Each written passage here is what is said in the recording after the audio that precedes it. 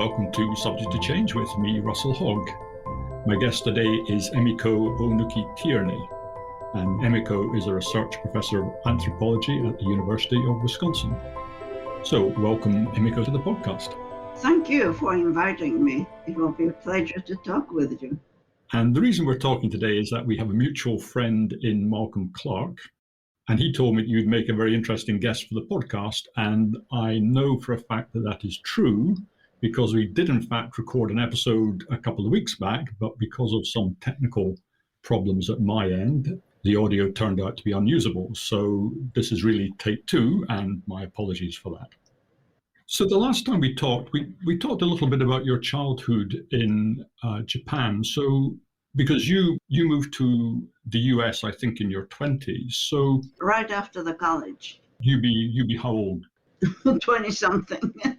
So can you just say something about what it was like growing up in Japan? Because I think you were born slightly before World War II, is that right? I was born 1934. Right, so by the time World War II breaks out, you would be what? Through the elementary school was all World War II. And you were born in Kobe, I think. Born and raised in Kobe, and then only for college, I went to Tsuda College in Tokyo. And Kobe was quite badly hit during the war with Allied air raids, I think. Well, all over Japan, 75% of the land were bombed. And so Kobe was bombed, and there was a thick book called Strategic Bombing. And I think the U.S.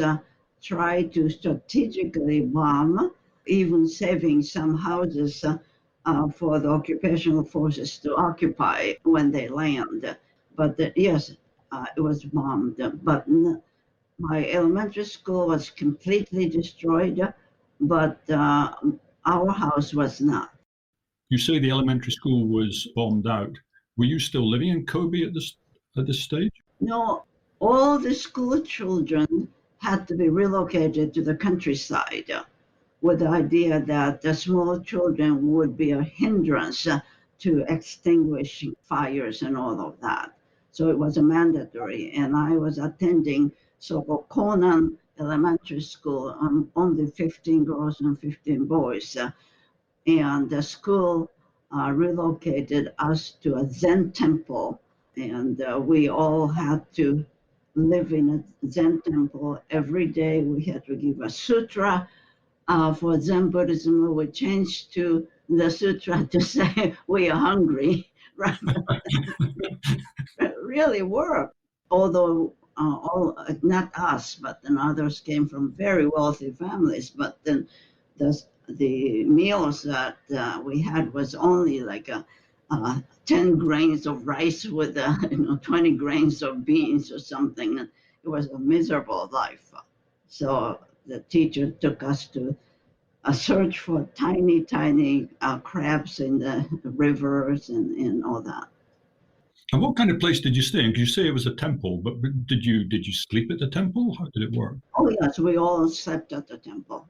So was it like these typical sliding door things where it'd be one huge dormitory for the boys and one huge dormitory for the girls, or how did it work? That's right. And then over the weekend, their parents came delivering food, and some just overate over the weekend. But an interesting life in retrospect. Who was the teacher? Was he a Zen priest? The Japanese system at that time, the wealthy farmer's oldest son would go to universities, but then a second and third sons would go to the teacher's school. And so our teacher was one of those, and especially one teacher was very good to me, and I stopped eating. I just couldn't down, and so he was so concerned that he went back to his farm and brought their rice, family rice, and then his sister was at the school, and so she cooked and I survived. So is this because you were a picky eater, or were you depressed? What was going on there? I'm stubborn. so, so I just decided I'm not going to eat. And was the idea that you just had a single teacher, or was there a number of? Well, there are a number of teachers. They were all very, very good, and especially the school was meant to educate children of very wealthy families. But the motto of the school was to train them so that to compensate this enormously protected lives at their homes. So the boys had to go to Kangeko during the midst of winter. They had to go to school at 3 o'clock in the morning for kendo. Oh my word! And at the end of the summer, we all had to swim 4 miles with the little boats alongside so that if we cannot make it, there was a rescue us. So it was a very interesting school in a sense that all these very children of very wealthy families were all told, to be Spartan. Spartan education was their motto. Right. And sort of when you're doing the swimming, was this in a lake? Was it in a river? What was the? The Kobe was on the Japan Sea coast, I mean, the inland sea. So you can just go to the shore. So when you were doing the swimming, this was this as part of when you were evacuated? It's all the time. Mm. Not to evacuated them. That was in the mountains. Right. So were you one of the privileged families, or were you? No, it's very.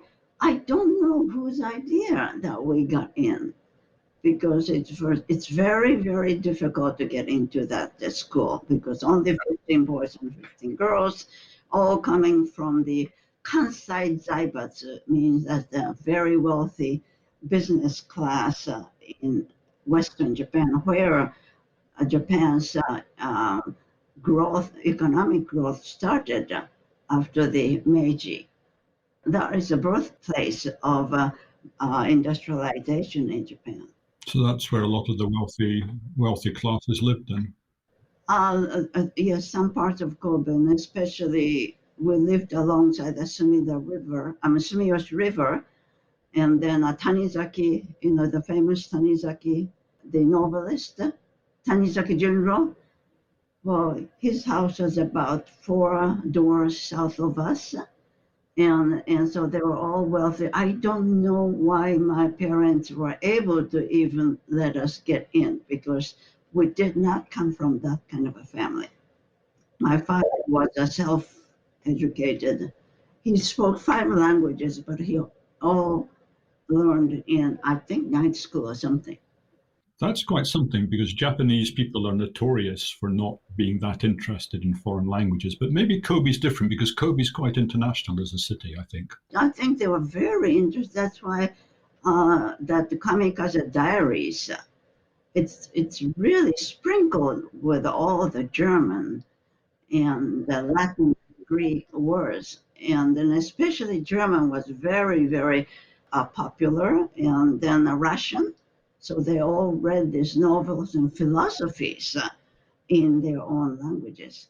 And then at the end, when the Japan opened the country, I think there was an enormous euphoria, and then the Japanese really wanted to absorb the civilization from the West.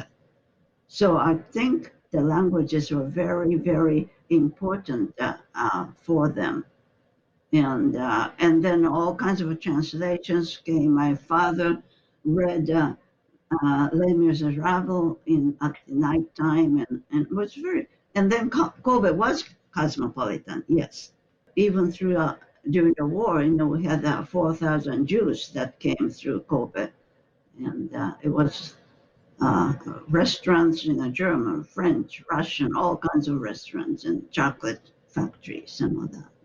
Was there anti-Semitism in Japan? Because you sort of think about the German side as very anti-Semitic, but I've never heard of the Japanese. I never heard of the Jews being in Japan, but I also never heard of the Japanese as being very interested in sort of anti-Semitism or anything of that sort. In the first place, we classify them as Westerners, gaijin. Right. We didn't particularly say, oh, he's Jew and he's not Jew, right? And then I think there was a Russo-Japanese War during which two Jewish bankers gave enormous financial help. And the Japanese would not want to say that, but then without their help, perhaps Japan would not have been able to win the war. And then on a popular level, Einstein epitomized the brain of the Jews. And then the Japanese who like Jewish people, all this learning was very important. And so the music and the philosophy and all of those written by Jews, although I am afraid that I didn't really distinguish them until very recently. They were all foreigners.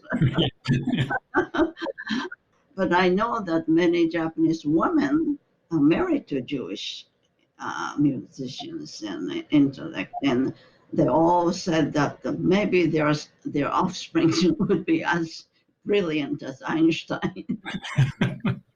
Who knows? Maybe they were. I don't know. And so, did you make friends with your school? Because if you came from a slightly different class, I don't know how. I'd be interested to hear about sort of the class system in Japan, if there is a sense of different classes in Japan. But also, did you make good friends with your sort of richer schoolmates or not? There was a class system, but one interesting thing is that there is so-called arranged marriage, and that's very, very misunderstood in the West. But how it happens is that you start with the exchange of documents, and then they say everything, including hobbies. And then when it comes to at least my mother's case, whether it is the individual ability versus the heritage of the family, the individual ability would take precedence. Say that as an example. And also, I talked to you last time, the Japanese do not hesitate at all adoptions. So they're always looking for able young men rather than somebody who came, from a very wealthy family. So where would they find somebody to adopt into the family? And how would that, I mean, what age would they be when they were adopted in? Sometimes very, very young, at the same time later on, or sometimes if you have only two girls, then the daughters would marry somebody with the ability. So even my mother came from a very wealthy family who was an export business with France, and they imported French food for the first time to Japan in Yokohama. And my father didn't come from a very wealthy family, but then they said that he had the ability, which he did. So he had his own business, export business. The reason why they were in Kobe was that the earthquake of 1923, my father was walking in a park with two Americans, and he almost fell into manhole, but the two Americans saved him and then brought him back to their ship harbored in Yokohama, and then brought him to Kobe. But then the two Americans were captured by the Japanese during the war, and they were sent to Kobe as prisoners. And that's how we started to help them. Hang on. Let me see if I've got the story right. The Great Earthquake of 1924, was it, did you say? 23, I think. 23. And so your father, during the earthquake, he fell into a manhole or nearly fell in, and the American sailors rescued him? Mm-hmm, mm-hmm. Businessmen, yeah. And, oh, I see. They were businessmen. Yes. And then they took him by ship to Kobe? That's right. Goodness me. Was was at Yokohama. Yokohama and Kobe was two harbors at that time. So your father was almost evacuated out of Tokyo at that time to Kobe. My mother went to Kobe on the evacuation train. I see. But they did not know each other, of course, at that time. Right. So but the reason that they met together in Kobe is that they had both been in Tokyo, but they then got evacuated both to Kobe. They were in Yokohama. They were both in Yokohama and they both got evacuated to Kobe. That's right. How did they come to get married then? Because did it need to be an arranged marriage? Did they meet, or do you know the story? I'm sure that was arranged. I don't know how, but then the parents are all looking for a prospective partner, even when they're very small. So I'm sure both families were looking, but I don't know the details yet. And of course, the great earthquake of 23, I mean, that was a terrible, terrible thing, wasn't it? Yes, yes. Do you know how much of the city it destroyed? I suppose Japanese houses are made of wood, and so they're very, very flammable. And they had very high winds, I think, at the time. But it seemed to be like a huge percentage of the city was destroyed in Tokyo. That's right. That's right. And so your father meets your mother, and how many children do they have? How many children in your family? Three of us. 3 girls or girls, all 3 girls. All girls. Was that a great disappointment to them, or are they happy enough? My father was progressive enough. They were really devoted to us. There was no sense of disappointment. But I always liked things that normal girls are not supposed to, like reading all the time. So I was a little odd. And were you different from your sisters, or were all 3 sisters a bit odd? Much more obediently Japanese, and I never rebelled, but I liked to read. Was your mother a big reader, or did you get that from your father, do you think? I don't know how my father, who really didn't have that much education, really knew all the literature, the Russian and the French, and how they read, I don't know. And my mother was really good about kabuki and all of those things, and I don't know how she got, but we were not terribly wealthy, but we are wealthy enough that she never cooked. And or cleaned the house, and she had all kinds of excuses to be out, like cooking lessons, although she never cooked. So I don't know how she got all the information, but she was very bright. So hang on, your mother never cooked. Who did the cooking then? The servants, with only at that class, we even had a house at the end of our garden near the bamboo bush for a male servant can stay with his family. And usually having a male servant with a family was more than female servants living in the house. But every single house around us consisted of one half Japanese with beautiful trees and everything, and then the other half was Western with a lawn, and then rose garden and all that. And every single house was like that. And so you had servants so I don't know, I suppose that was a time in history where domestic service was quite common, and maybe a bit like Victorian London, where domestic service. I mean, my grandparents, for example, they had some domestic servants. So I guess today we're so used to, certainly in the West, domestic service is pretty much a thing of the past. Yeah, became almost disappeared, and then so my mother had to struggle with the woman who comes in 8 o'clock in the morning and leaves 5 o'clock at night or something like that. So it became much harder for my mother.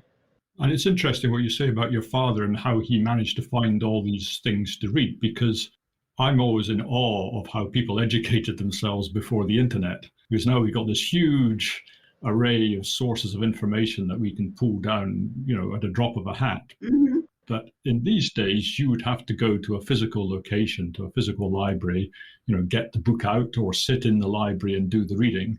Hmm. And just so much harder. And yet your father, he manages to learn 5 languages. He seems to have been a voracious learner. It's quite something. Well, he's very positive, he doesn't have any inhibition. And so we would be walking in Kobe Street, and then we will encounter. He had a very close Jewish friend. They would joke with each other, and he loved to. He was Japanese enough that he could not say to us in the morning, "Oh, you are beautiful." So he changed. He said that in Russian. So, so that's how he was. Is this the Japanese thing of you never praise your own children? Oh yeah, and then he introduced me to others as our pumpkin daughter. And your father's Jewish friend, what nationality was he? Do you know? I think he is one of the Sassoons, the huge clan, Jewish clan that were in India and all over. And then there's an interesting, I think, the children who were brought up in Kobe, who are Jewish, I think if there some kind of a correspondence among them. How do you mean? Sorry, some correspondence amongst them? Well, correspond with each other. And then one of the Sassoon mansion in Kobe is now the kind of a municipal treasure. So it's sort of a museum now, is it?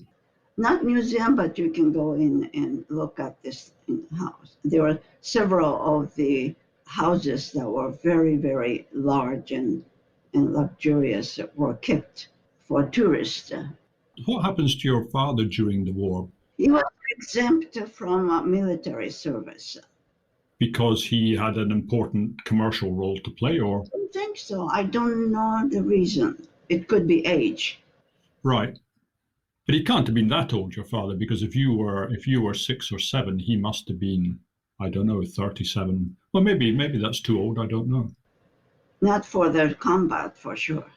And then I think you said the last time that he'd had some role looking after Japanese, I beg your pardon, he'd had some role looking after American prisoners of war. It was not a role, it was volunteered. My parents never distinguished. That's why I think many of the Japanese really did not personally hate the enemies. Mm-hmm. My parents just felt very sorry for these 2 friends who were in prison in Kobe, and so we would bring food and then warm clothing, especially because they're from Guam. So the 2 who had rescued your father and taken him to Kobe, he sort of helped look after during the war. That's right. And so they all saved the food that was dropped by the Red Cross right after the war. And then I think they must have helped all the prisoners of war, not just 2 of them. So we had tons of goodies that all of them saved, And when the rest of the people, including wealthy people, are really starving, we had a very nice presents for them. So these 2 Americans help your father in Yokohama and take him to Kobe. And then when he's in Kobe, they're in trouble in Kobe. So he helps them and the other Americans. And then after the war, the Americans help your father and his family. It does seem to be like a chain of, I don't know what you would call it, karma or something like that.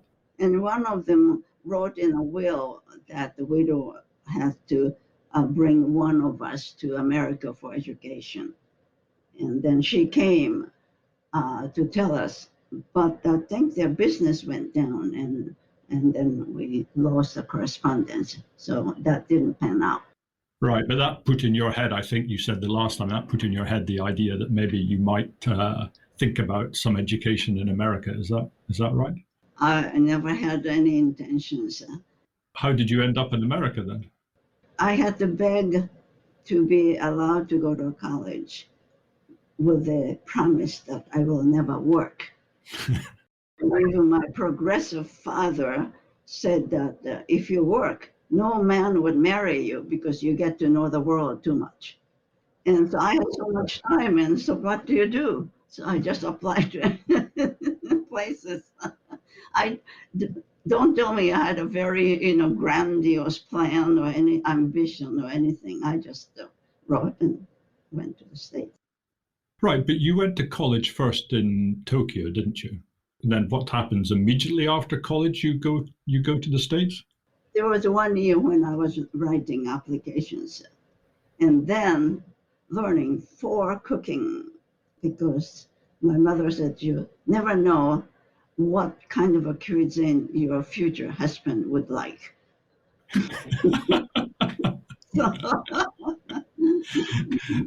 But then it was wonderful because it was one Western cooking was done at the Oriental Hotel. It's a very the hotel in Kobe, and so we all gather, and then a cook at the hotel would cook the fancy food. I see. You were learning Western style cooking. That's right, but we don't cook. We just watch. Wow.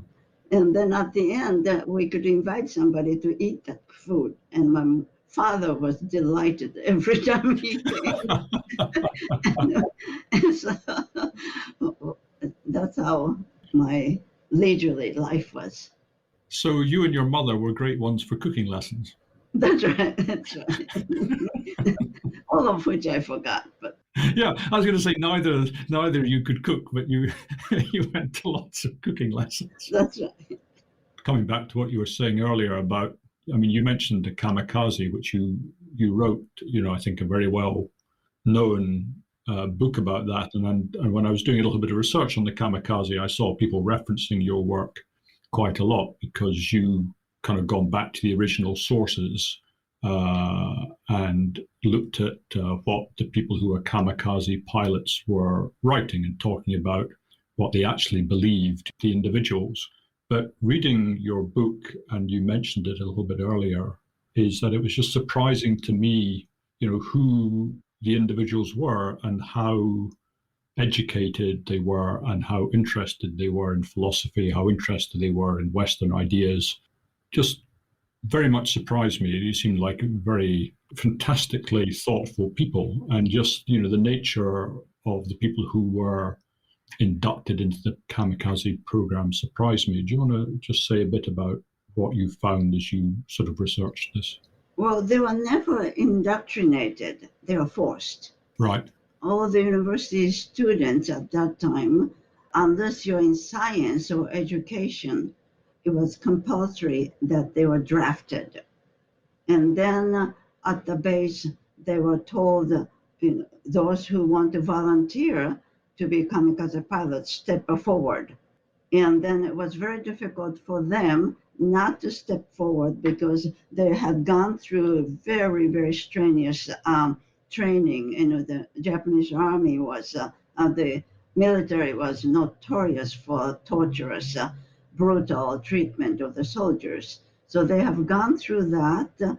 And so by the time they were told to step forward, if you don't, that means that they are telling others to step forward. So it became very difficult. Or if you don't, you will be sent to Saipan and all the southern front that you'll be killed anyway. But then, as you said, that the best actually argument about Marxism came from Sasaki, who was a University of Tokyo student. And his writings on Marxism, Engels, and all of them were just absolutely superb. They were so eager to learn German and the Russian and even Spanish and all that. So they were very, very educated, eager to learn. And then they were drafted. And as you read in the book, most of them did not believe in the war. And then Sasaki said, really blasphemous statements against Japan and against the military government. So they were really forced to. When I was talking about this to Pierre Bourdieu, very famous French sociologist, anthropologist, and he said that, oh, they had to choose their fate. Yeah. In other words, they didn't have a choice. Once you're inside the system, there's really no escape from it. There's just a series of paths, but they all lead to the same destination. Well, that's part of the reason I wrote the Kamikaze Cherry Blossoms and Nationalisms, and then Kamikaze Diaries. And the third book was called The Flowers That Kill. And I talked about Germany and then USSR and how Hitler, Stalin, Mussolini all used roses. It's a tremendously evocative, rich meaning of the rose is not only Western Europe, but the Middle East, and how they manipulate these flowers that have so many meanings for one to pacify a student, and so that Hitler would look, very benevolent father and all that. And so the danger of all of this is when you are in such a totalitarian state, you really the individual members do not really know exactly what is going on and how they are lured to the dead end. And they're somewhat aware, but not all the time. And it's very difficult for one person to know how to speak to another person who also has doubts, because then you have to express yourself out loud, and finding a way of communicating is extremely difficult, right? That's right. And so the kamikaze pilots towards the end, their base was absolute secret. Nobody knew, but still the immediate family could visit. And what they did is they wrote all this in a paper after the light was off, and then they put in a lunchbox, because only the soldiers could eat rice at that time. So you had one layer of rice and then the diaries, and they put the oil paper on top, and then gave to the family members who came to visit, because they did not have rice to eat. So they smuggled out the diaries in these ways, because you cannot really say out loud. But I thought quite a lot of the families were supportive of the kamikaze. Is that not right? No, I don't think they're supportive. Actually, there should be a book on all this anguish of the mothers and sisters. They could not do anything because they voiced their opposition, and that will go back to the government, and their sons would be prosecuted. So overtly, they would say, I'm so proud that they're sacrificing their lives for the country. And then, of course, the Bush used it, and then the favorite phrase of the totalitarian government is homeland landing. And so they said that the enemies are coming, and then the homeland would be invaded. And that is one of the tricks to fan their patriotism and sacrifice their lives. And the males were told that if you don't do that, then your woman would be raped and killed.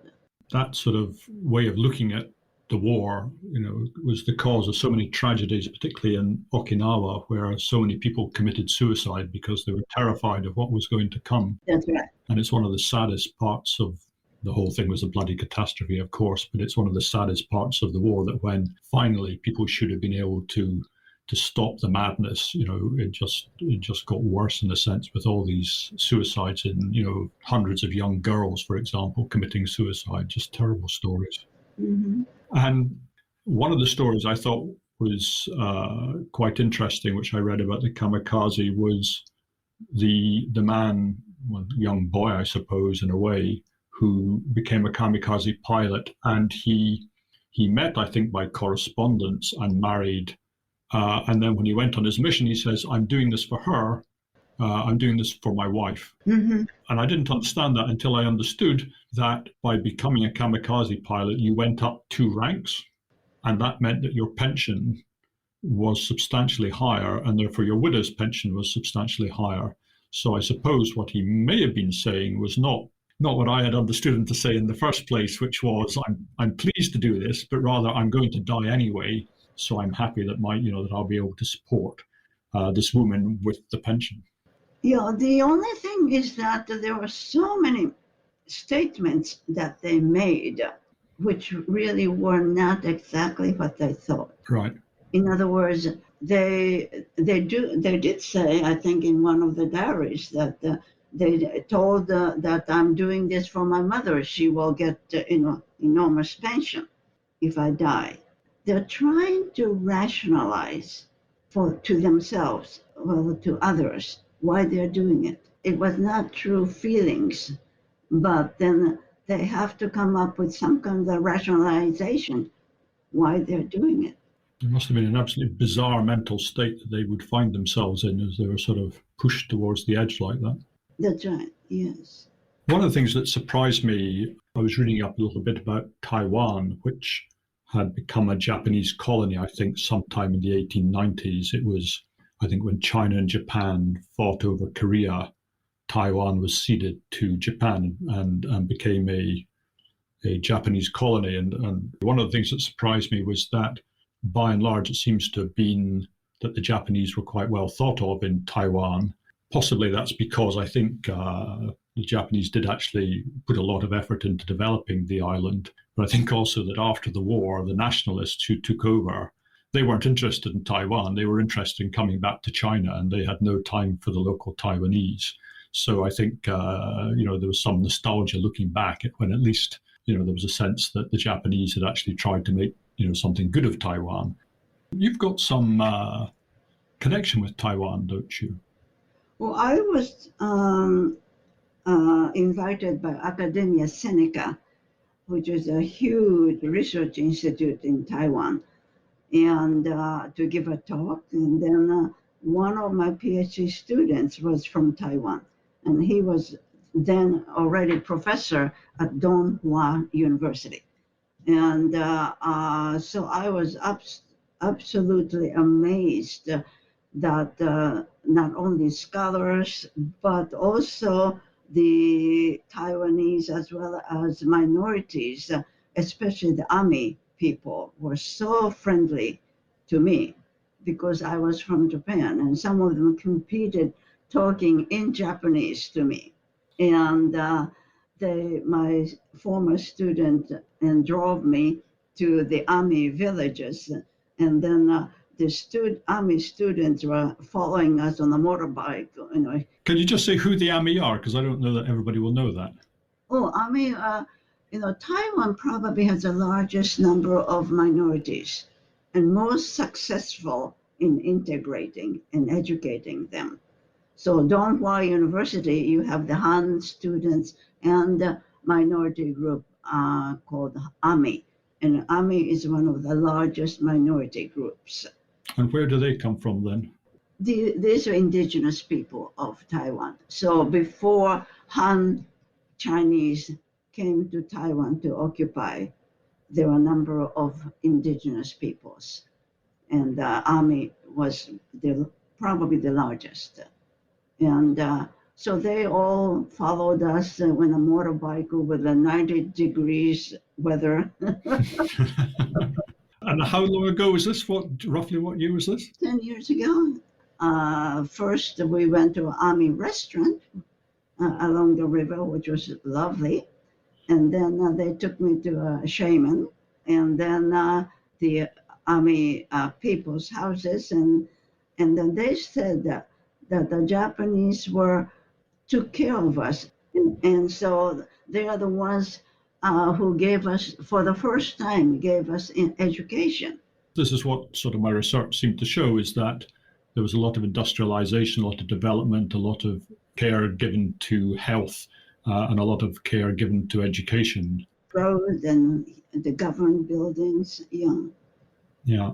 The other thing that really surprised me was that the Ami had fought voluntarily and were highly respected soldiers on the Japanese side during the war. First of all, the Japanese soldiers are dying with dysentery in the tropical climate. So they all climb up to the top to get coconut, and told the soldiers not to drink the water, but then drink the water from the coconut. Amazing thing, and I still have to do some more research, is that how they wrote with their blood that they wanted to volunteer to be kamikaze pilots for the emperor. It's quite upsetting, really. It's quite extraordinary. Yes, it is very extraordinary. You said a little bit earlier, you're talking about the flowers, and in particular the roses, which sort of the Western totalitarian powers used. But in Japan, the flower of choice is always the cherry blossom, right? So can you say a bit about how the meaning of cherry blossom was used in the kamikaze campaign? Yeah, the cherry blossoms was in all of this. Postmodern scholars like Derrida and others talk about the difference between the self and other. But then cherry blossoms were only, trees were only in the mountains, and the Japanese aristocrats were imitating everything that came from China. So at that time, they adored the plum blossoms, and aesthetics of plum blossoms was embraced by the Chinese aristocrats, and then a chrysanthemum. And so the cultural nationalism came about. Then the Japanese aristocrats gradually started to change to cherry blossoms. And then So this is sort of in distinction to the Chinese flowers. They're trying to say that cherry blossom is distinctly Japanese. Is that the idea? That's right. The cherry blossoms and citrus tree, now we think as if they were there for eternity in front of the imperial palace in Tokyo. That really was after they removed the plum trees. When did the switchover happen? Exact date is, I have to go back to my book, but it was maybe the 9th century, quite early. And then I think there's this idea that cherry blossom is particularly seen as symbolizing, how precious life is because it's over so quickly. The cherry blossom is there for a moment and then it's gone. And so in a sense, cherry blossom symbolizes the preciousness of life. But as I understand it, the Japanese government of the time, they sort of twist that message somewhat. Yes, but I think the cherry blossom was much more sunny in the meanings, because this all over Japan you get cherry blossoms, and now NHK or any television would talk about as if when the typhoon is coming to the island, follow the typhoon's route, and they do the cherry blossoms, and now in Okinawa, now in Kyushu, and now came to southern part and all the way to Hokkaido, and so the entire archipelago is crowned with the beautiful cherry blossoms. So in one sense, I think it is the celebration of life that was very, very important as a meaning of cherry blossoms. And therefore it just went through various meanings. Even like the geisha quarters were symbolized by cherry blossoms. What's the connection between geisha and cherry blossoms then? Especially the night cherry blossoms, kind of eerie sensuality. And then night cherry blossoms also are depicted in woodblock prints. Woodblock prints has all kinds of, and then during the Edo period, that 100 famous places in Edo was all because of cherry blossoms. Only the place where the beautiful cherry blossoms would be chosen as Meisho, the famous place. So all 100 were chosen because of the cherry trees. And these 100 special places or 100 famous places, who chose them? I'm sort of trying to think of this sort of number of views of Mount Fuji, but that's something different, I think. Exactly who chose, but I think the woodblock prints were very influential in, woodblock prints were mass produced to a certain degree, and then all the people from the countryside would come to Tokyo and buy woodblock prints as a omiyage, the proof that you went to Tokyo. Mm-hmm. And so they depicted cherry blossoms a great deal. And then, of course, there is this the aware, mono no aware, that is a pathos of life. But that was never in Tale of Genji. The link to that was much later. And then goes all the way. And then, as you said, the Japanese government manipulated the Yasukuni Shrine was, first of all, to commemorate the soldiers who fought on the side of the Imperial Army at the time of the Meiji Restoration. Right. And Kido brought the cherry trees from his mansion and all that. But with the war, that it's changed completely to shrine where these loyal soldiers died, and they would be reborn at Yasukuni Shrine as cherry blossoms. Oh, I see. And so the cover of that book is 10 cherry blossoms falling. So from there on, the falling like beautiful cherry blossoms for the emperor became the motto for the military to use and encourage the soldiers to die. You said that they're reborn? Yes, they're supposed to be reborn. And if you go to Yasukuni Shrine, you still see some of the cherry blossom with the tag that says this is the 24th corps of the which military.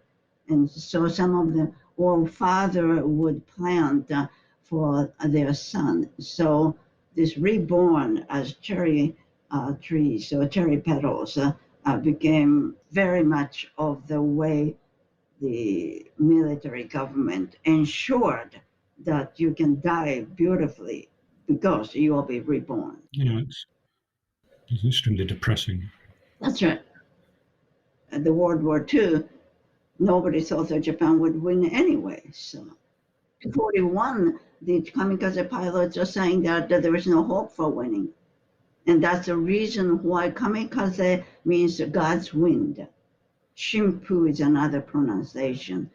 And Onishi Takejiro thought now that with the development of radar, we can't really destroy the aircraft carriers. The only way we could turn the tide is to bring the God's wind.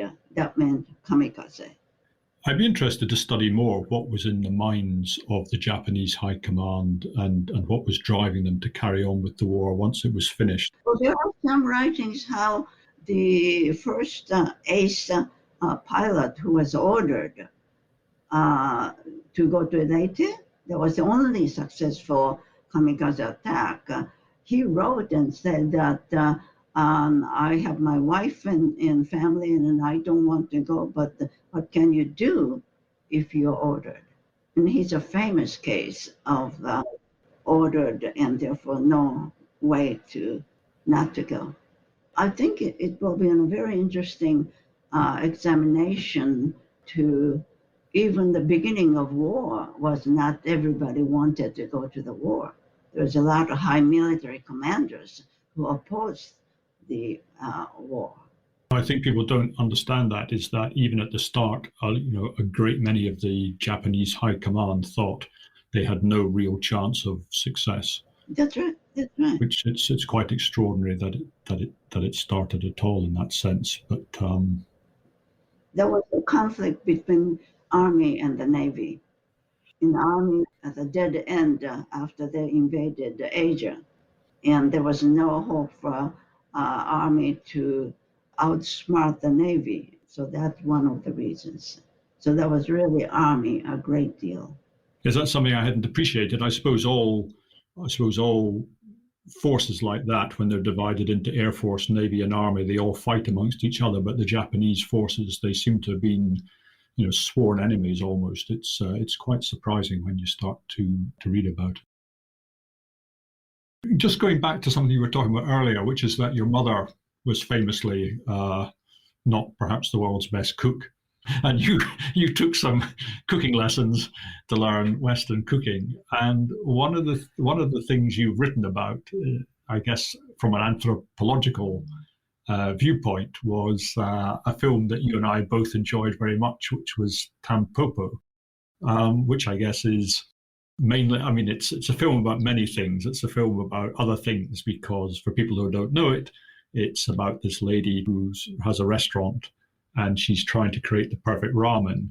And it's just a series of scenes, some of which are more or less connected, some of which are less connected, but it's full of. Entirety is a satire on the Japanese. It's a satire on the Japanese, but it's also a satire on gangster movies, a satire on westerns, it's a satire on any number of things. Yes, yes. Which I think, in the first place, ramen is quintessentially Chinese.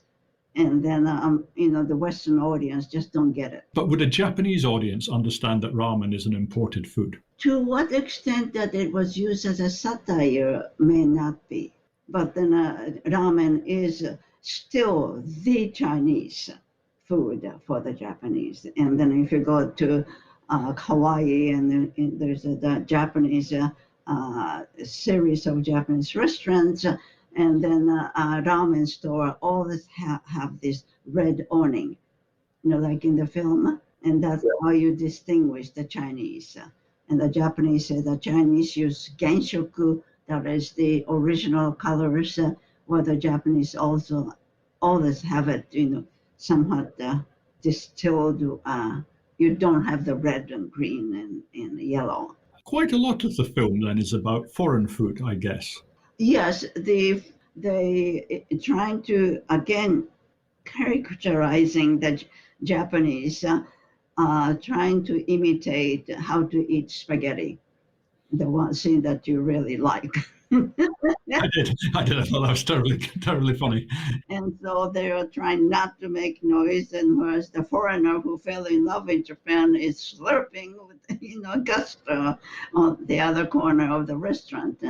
And so it is this, the series is the way how the Japanese are trying to imitate the Western customs while trying to assert their own identity, which is that the fellow who, at the final scene, goes off with a truck with a Texas Longhorn on the highway, and he acts like the Japanese male, while very soft-hearted and in love with Tampopo. And so there's enormous ironies about the Japanese ways of imitating the West. And there was another great scene in a French restaurant. That's right, yes. Where there's massive breaches of Japanese etiquette, where the junior member of staff, actually, the junior colleague, he actually knows how to order food from a French restaurant, and all the seniors don't know how to do it, and he makes the terrible faux pas of understanding the menu, ordering the best wine, having a sensible conversation with the waiter, and everybody's outraged because all they've managed to do is say, I'll have the fish and I'll have a beer, and that's all they've managed. Yes, no, that's exactly how. He is not supposed to show off his French, but he is really proficient in French. He's been to various places. He knows the regional differences in the cuisine, and so the ramen is the way that epitomizes the Japanese eagerness to learn foreign food, and that's why Tampopo is trying to steal the secret of how to make the best sauce for soup for the ramen by going to a Chinese restaurant, peeking into the way that the Chinese were using the bones and all of that. So have we reached a natural end, or is there anything more that we should talk about? No, if there are anything more. Well, I'm sorry, we've run longer than I thought we would, because that was extremely interesting. And thank you so much for making the time. And more to the point, thank you so much for making the time a second time. Well, thank you for your time and interest, and hope we will continue some other way. Well, that's the end of today's show. I hope you enjoyed listening, and if you did, do please join me for the next episode. And if you have the time, please do recommend me to your friends. And a share on social media and maybe a review on iTunes really helps my guests get the audience they deserve. Goodbye for now.